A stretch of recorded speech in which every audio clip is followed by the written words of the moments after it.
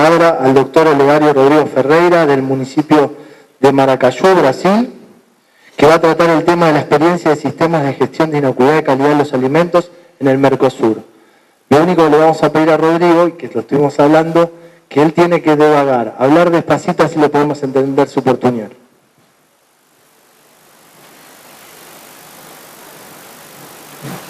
Tranquilo, Boa tarde. Primeiramente, quero agradecer o convite da Câmara Técnica em nome do presidente, senhor Horácio, doutor Horácio. Muito obrigado. O município do qual eu trabalho, faço parte, no Mato Grosso do Sul, Brasil, Maracaju, agradece esse convite. É uma satisfação poder estar participando neste seminário internacional, trazendo uma experiência que hoje é referência no Brasil. Somos conhecedores que o Brasil tem, igual os outros países, tem suas dificuldades, principalmente quando se fala na questão econômica, para que os seus empresários possam se desenvolver e terem sucesso. Não é diferente com o pequeno empresário, o microempresário, que também tem as suas dificuldades. E uma das grandes dificuldades encontradas na área de alimentos para que este pequeno empresário possa ter a sua oportunidade de crescer está ligado às legislações que existem a nível de Estado, a nível de governo federal, que dificultam o acesso ao mercado. Com esse objetivo foi que eu comecei a trabalhar no município e senti essa necessidade de se fazer algo municipal para que favorecesse o acesso desses produtores ao comércio local. Lembrando sempre, eu, como sou médico veterinário, pós-graduado em saúde pública, não poderia de fazer algo sem me preocupar com a questão da qualidade e inocuidade do alimento. Esta, sim, eu sabia que era uma grande preocupação, que a legislação que fosse criada não poderia deixar de se preocupar com a questão da qualidade e inocuidade desse alimento que ia chegar até o consumidor. Então, agora eu vou apresentar para vocês como que foi feito esse processo até a criação de uma lei municipal específica para controle de qualidade dos alimentos da agricultura familiar, produtos esses produzidos artesanalmente e que nós sabemos que, e vamos mostrar para vocês, que tem qualidade e pode ser comercializado desde que tenha um controle. Por favor.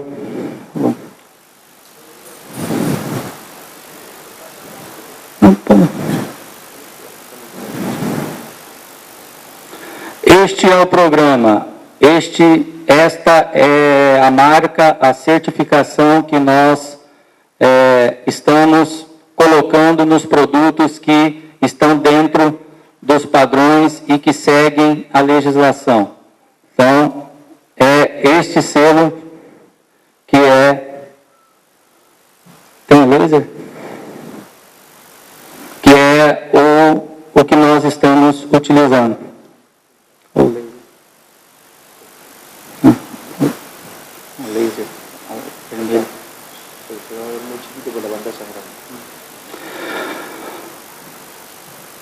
Vou falar um pouco da questão da agricultura familiar agricultura a nível mundial e brasileira, para vocês terem uma noção como é que está o Brasil hoje. Como vocês sabem, a agricultura é dependente, igual a qualquer outro tipo de empreendimento, é dependente da economia mundial como um todo.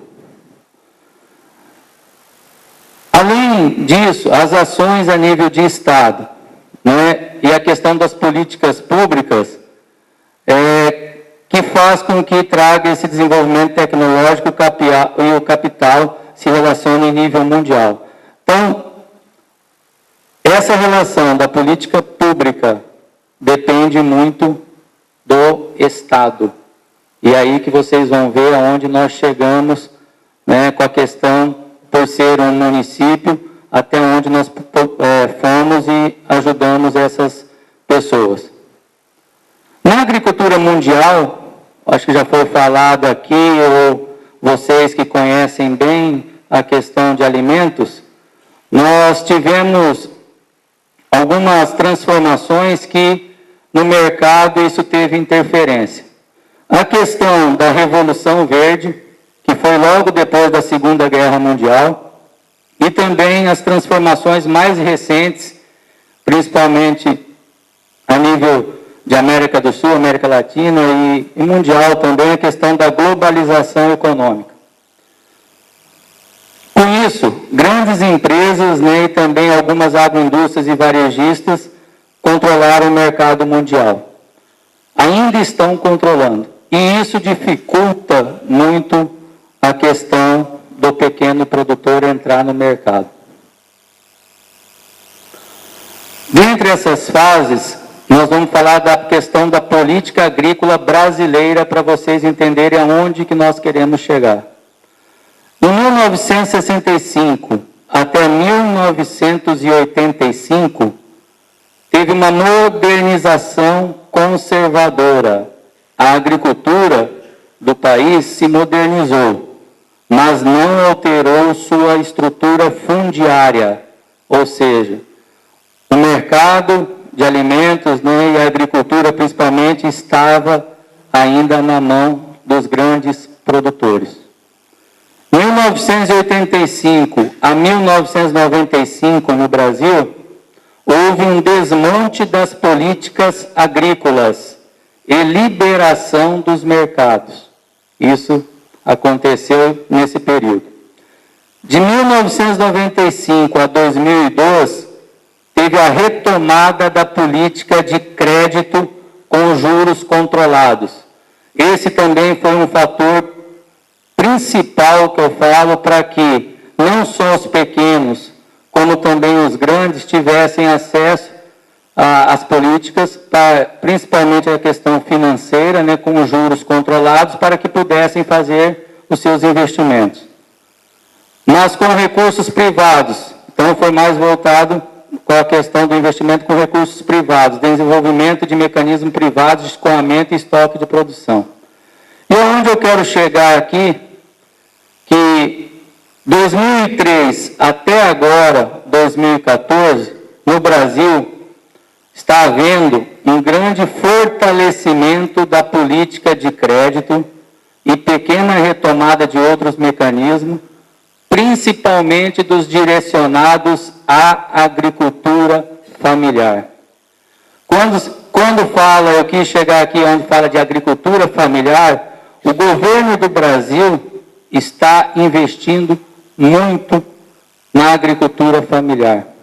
E este investimento faz com que, de alguma forma, esses pequenos produtores possam se desenvolver e construir, talvez futuramente, a sua agroindústria.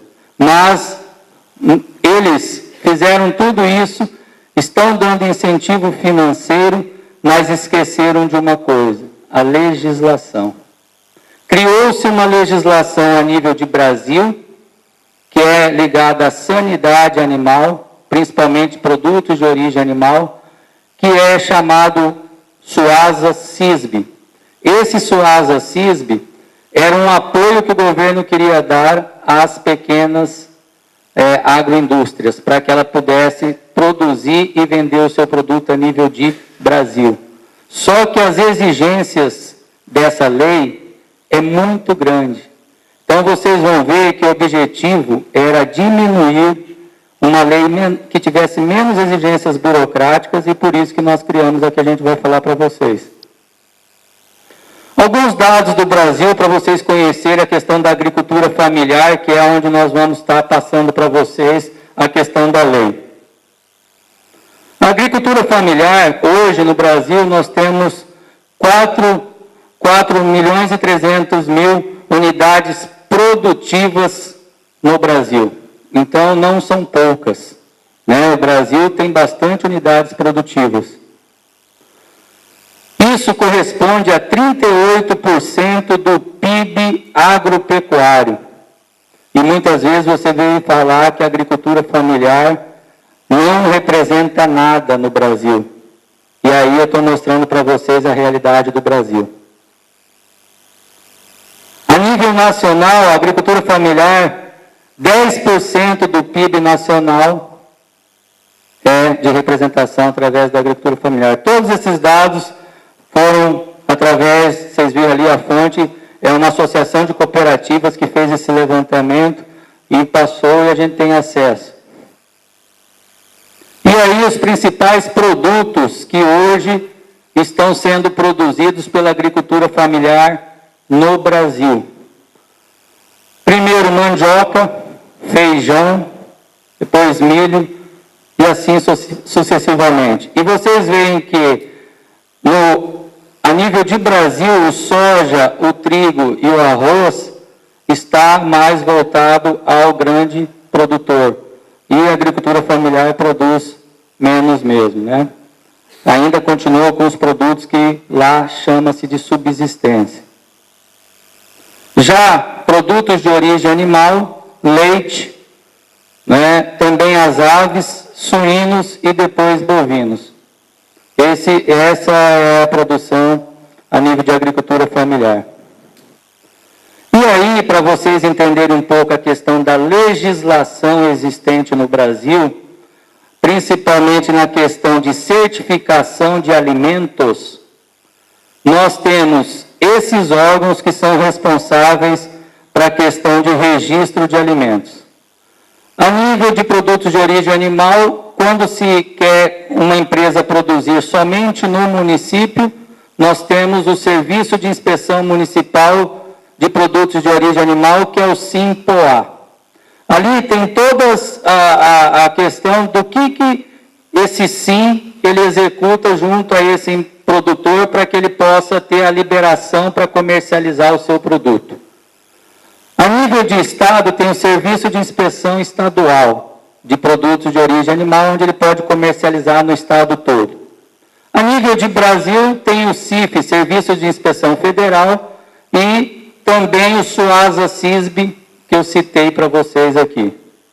E também, quando não se fala na questão de produtos de origem animal, tem a Agência Nacional de Vigilância Sanitária, que certifica, regulariza as normas quanto a alimentos que não são alimentos de origem animal. Então, a Agência Nacional de Vigilância Sanitária a nível de Brasil e também a Vigilância Sanitária Estadual e as Vigilâncias Sanitárias Municipais. O que eu quero deixar bem claro para vocês nesse encontro aqui de vocês, nesse seminário, é que todos eles trabalham com a questão de análise dos alimentos. Não tem como você liberar um alimento se não for feito a análise desse alimento. Então, uma das etapas, seja qualquer um desses aí, tem que ser feito o acompanhamento e análise desses alimentos. Análises bromatológicas, que vocês conhecem, e que tem que ser feito não só uma vez, é feito para a liberação do produto e depois o acompanhamento também é executado. E aí eu deixei essa foto aí porque toda aquela legislação, né, e foi o que me fez ficar pensando e que a gente tem que refletir. Será que esses serviços todos contemplam, né, os pequenos produtores de alimentos artesanais do Brasil que estão começando a sua produção hoje? Pelo pelo lado técnico, quando a gente analisa a questão das legislações, nós temos certeza que não contempla. Esses tipos que existem não contemplam. Eles querem contemplar, mas não contemplam por quê? Porque dificultam a questão de acesso, principalmente a questão econômica, para que esses pequenos produtores possam certificar o seu produto alimentício. Tá aí. Então, quais são essas dificuldades encontradas pelo pequeno produtor artesanal? Problemas com registro, como eu falei, legalização. Problemas na questão de comercialização. Se não tem registro, como é que vai, comercializar? Não tem como. Vai ter que ficar vendendo de porta em porta e na clandestinidade. E também a questão de problemas que interferem na produtividade e na qualidade da produção. Isso é um problema que nós, técnicos, também estamos aí para ajudá-los. Bom, como eu falei, quando eu comecei, fiquei um tempo coordenando a nível de município a vigilância sanitária e comecei a trabalhar a nível de estado, com alguns municípios a convite do estado, eu via que o problema que tinha no meu município era o mesmo problema que havia com todos os outros municípios na questão do pequeno produtor de alimentos. Ele sabia produzir, mas ele não tinha como vender esse produto. Então, em cima de um problema, eu pensei, nós temos que criar algumas alternativas para depois trazer a solução. Foi dessa forma que eu falo que Deus me iluminou para que a gente pudesse formalizar uma lei. E aí criou-se esse programa que chama-se SINPAF, Serviço de Inspeção Municipal de Produtos Alimentícios Artesanais da Agricultura Familiar. Eu resumi ali no selo como Serviço de Inspeção Municipal de Produtos da Agricultura Familiar. Qual que foi a finalidade da lei? Facilitar a comercialização, é isso que eu estou falando desde o início aqui, desses produtos, principalmente sem desrespeitar as exigências sanitárias. Também ser menos burocrático. Essa lei tinha que ser menos burocrática. E também vir de encontro à necessidade do produtor artesanal. Não se podia fazer uma lei onde tivesse apenas um beneficiário, ou seja, apenas o órgão público, porque o órgão público iria controlar a questão da clandestinidade desses produtos. Teria que ter uma lei que oferecesse para todos algum benefício, e foi com isso que nós criamos essa lei. Então, as etapas que nós fizemos com que acontecesse para que tivesse sucesso esse programa. Primeiro, a criação da lei. Essa lei, ela tem que ser criada no município e tem que ser aprovada. Porque se eu falo e deixo apenas como um programa, pode entrar prefeito e depois o outro não querer seguir. E daí, os produtores que estão na ponta, eles vão sofrer, porque vai acabar o programa. Então, ele é criado como uma lei. O cadastro, a capacitação desses manipuladores, e aqui entra, eles não podem receber essa certificação se não tiverem uma capacitação de boas práticas de fabricação e manipulação de alimentos. Essa capacitação também é fornecida gratuitamente pelo município, que criou a lei. E aqui, para vocês que são da área, nós temos que enviar esse produto para análise. Essa análise desses alimentos, hoje, nós estamos tendo uma grande dificuldade, e aqui vai para vocês, eu não sei como que está a nível de outros países, principalmente aqui na Argentina, o convênio que está se fazendo para os municípios que estão no programa é junto ao Laboratório Estadual de Alimentos. Então, o laboratório estadual que faz essa análise e envia para nós o resultado. O que está acontecendo? E aí eu acho que a iniciativa privada, essa questão da questão público-privada, essas parcerias, eu acho que é muito importante. O laboratório a nível de Estado, muitas vezes o político, ele deixa a desejar e não mantém esse laboratório com todas as condições, principalmente na questão de material. E começa a faltar. Se começa a faltar material, não se faz análise. E daí o nosso programa fica prejudicado. Nós não queremos passar 6 meses sem analisar um produto que o programa fala que tem que ter um controle a cada 2 meses. Não pode.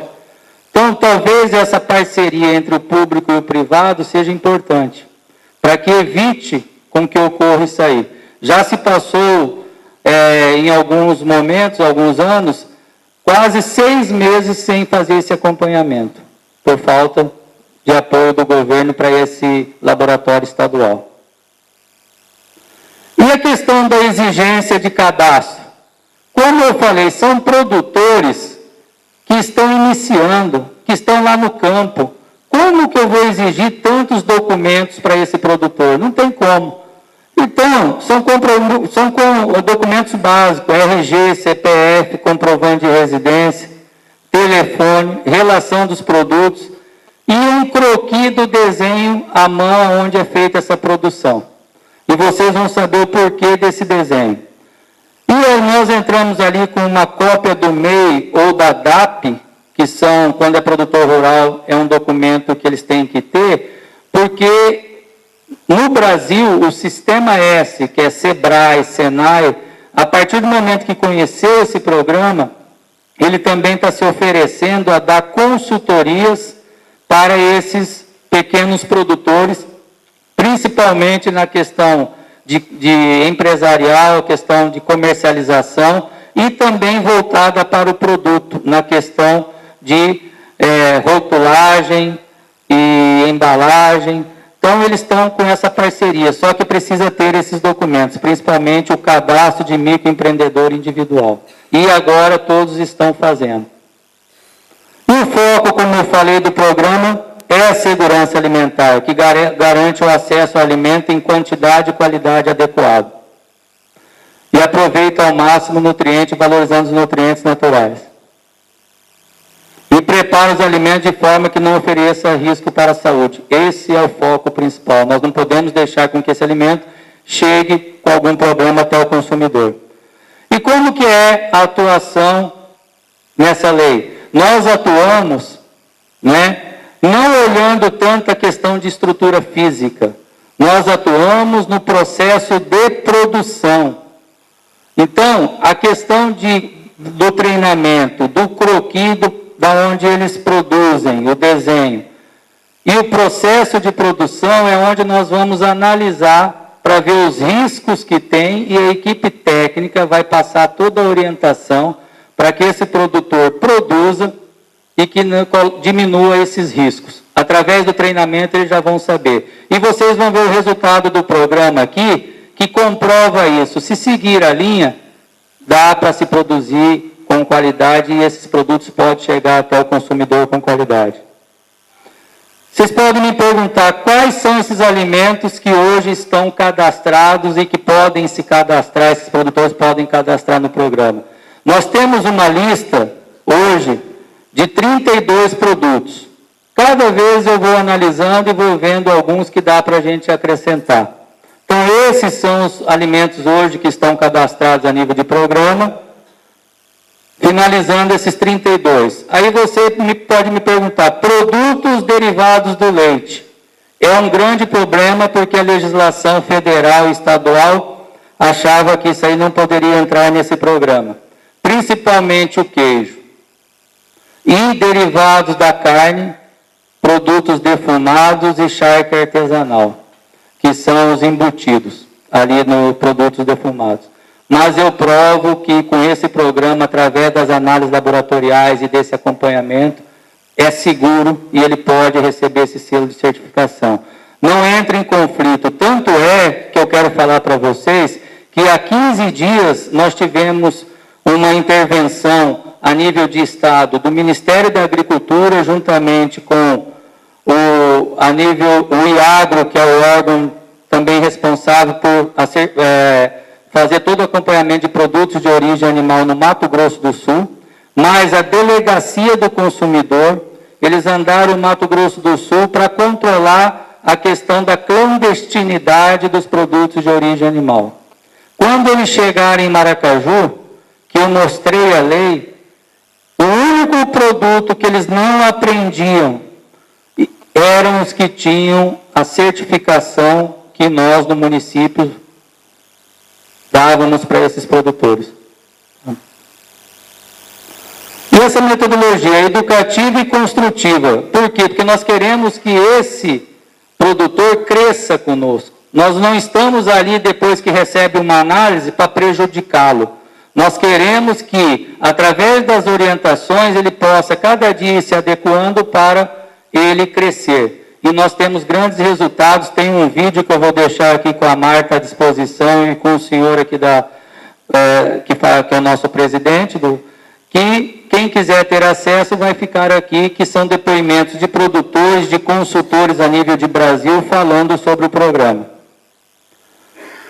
Tem várias etapas. O que eu já falei aqui, a questão da análise, que também é o acompanhamento que nós fazemos do produto.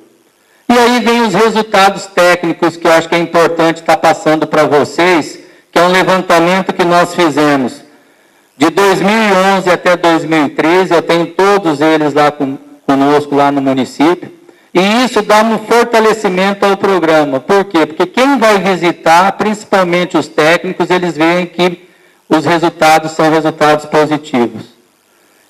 Isso são as análises que hoje são feitas pelo Laboratório Central do Estado para que acompanhe a questão da qualidade desses produtos. Então, para o mel são esses tipos de análise que eles estão fazendo, e para os alimentos em gerais, eles estão trabalhando com esse tipo de pesquisa, que é o que o Laboratório Central hoje do Estado está fazendo para fazer o acompanhamento. Precisa mais? Lógico, a gente sabe que, tecnicamente, se pudesse ter mais um acompanhamento em termos de outros tipos de análise, seria melhor, mas o Estado hoje só tem condição de fazer esse tipo de acompanhamento.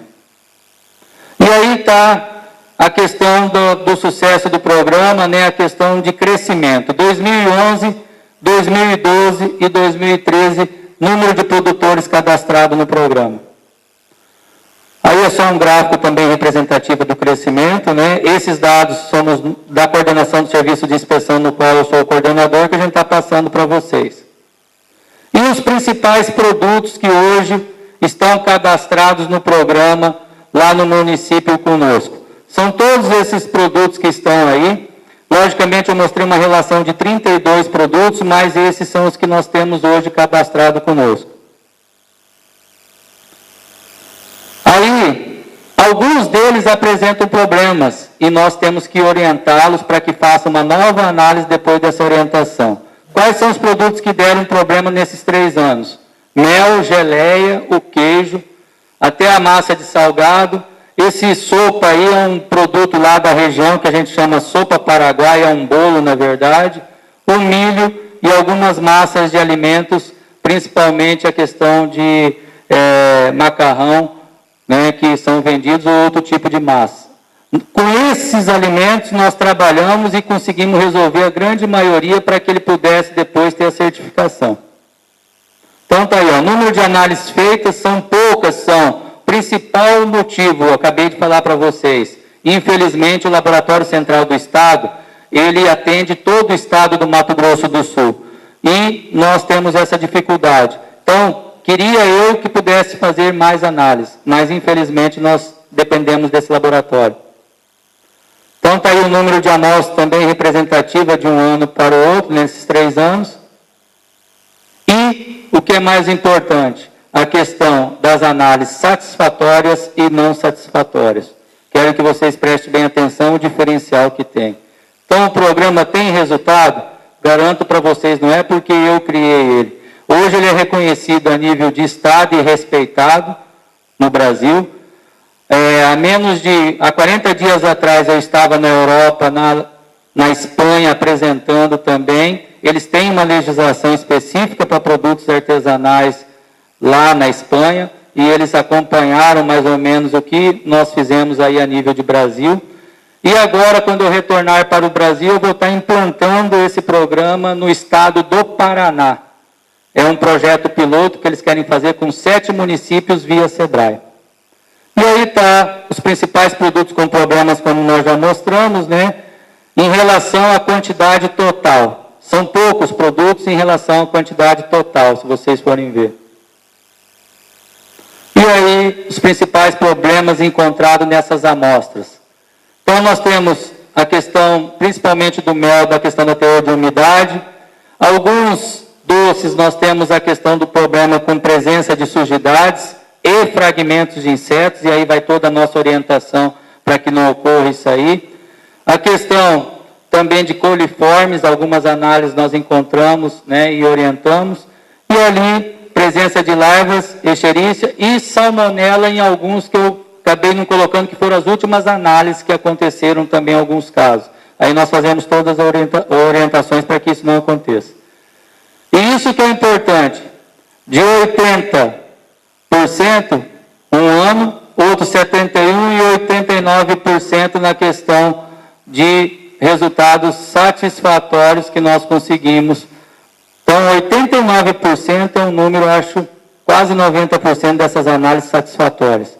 Né? Então, isso para nós é muito importante. E aí, qual que é a tendência que eu vejo, para finalizar? Não é porque nós criamos a nível de Brasil. E hoje, o próprio Ministério da Agricultura, juntamente com o Ministério do Desenvolvimento Agrário do Brasil, eles nos procuraram para que a gente pudesse elaborar uma legislação a nível de Estado do Mato Grosso do Sul para fazer um projeto piloto e a nível de Brasil também na questão de certificação de produtos artesanais. Então, o caminho, vejo que é isso aí. Não precisa ser com esse nome SIMPAF, mas se nós quisermos ajudar esses pequenos produtores, que eu tenho certeza que têm uma visão empreendedora e querem crescer, nós temos que fazer algo semelhante. Tem que aprimorar alguma coisa nessa lei? Acredito que sim. Mas nós também não podemos aceitar uma lei tão rigorosa que dificulte o acesso desses produtores ao comércio e à venda do seu produto. Por quê? Porque depois que ele chegar e ter essa oportunidade, eu tenho certeza que ele vai montar a sua agroindústria e vai comercializar a nível de Estado, a nível de município e depois a nível de Estado, e quem sabe futuramente chegar ali no Serviço de Inspeção Federal, podendo comercializar esse produto a nível de Brasil. Então, eu acredito muito nisso.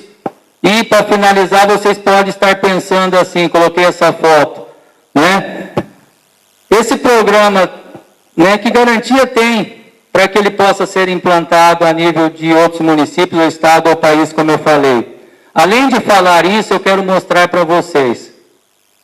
Esse programa foi visitado pela Agência Nacional de Vigilância Sanitária, a equipe técnica do Brasil foi no meu município, ficou uma semana para conhecer o programa e falaram assim: nós não te damos garantia nenhuma que esse programa vai ser publicado, nós temos que voltar para Brasília e nós temos que conversar com a outra equipe técnica, a nossa chefia, para ver se pode publicar ou não. E aí está o resultado. 1 mês, 2 meses depois, eles publicaram no boletim da Agência Nacional de Vigilância Sanitária, que tem circulação no Brasil todo. E na capa estava escrito justamente dessa forma: selo é referência para produtores de alimentos em Mato Grosso do Sul. E aí dentro tinha, né, essa matéria: em Maracaju, selo de qualidade vale mais que marca reconhecida. Além disso, eu tive a grata satisfação de, já que o nosso prefeito ajuda e quer que tenha, né, resultado desse programa, nós cadastramos esse programa em um prêmio que o SEBRAE oferece para os prefeitos, que chama Prefeito Empreendedor. E os projetos que forem premiados concorrem a nível nacional. E nós tivemos a grata satisfação de, agora, dia 16, esse projeto foi premiado E ele foi analisado em vários outros itens, não só na questão você dar oportunidade para esse pequeno produtor crescer. Foi feita uma análise por uma equipe multidisciplinar, onde avaliaram todos os projetos e esse projeto foi premiado pelo SEBRAE a nível de Estado. E agora, dia 3, estará concorrendo a nível de Brasil para a premiação de melhor projeto do Brasil. Ele foi agraciado como melhor projeto do Mato Grosso do Sul. Então, gente, eu acho que o que eu tinha para passar para vocês é isso. E gostaria de finalizar com uma mensagem, porque eu acredito muito. Ao apoiar pequenos empreendimentos rurais e urbanos dedicados ao cultivo, transformação e comercialização de produtos agroalimentares, amplia-se, ao mesmo tempo, a disponibilidade de alimentos de qualidade de um modo menos custoso, valorizando a diversidade nos hábitos de cultivo e de consumo. Eu acredito nisso, por isso que eu quero finalizar com essa frase. E agradeço mais uma vez a oportunidade e qualquer coisa, até o final nós estamos à disposição para responder para vocês qualquer dúvida que tiver e o CD está à disposição de vocês aí também. Muito obrigado.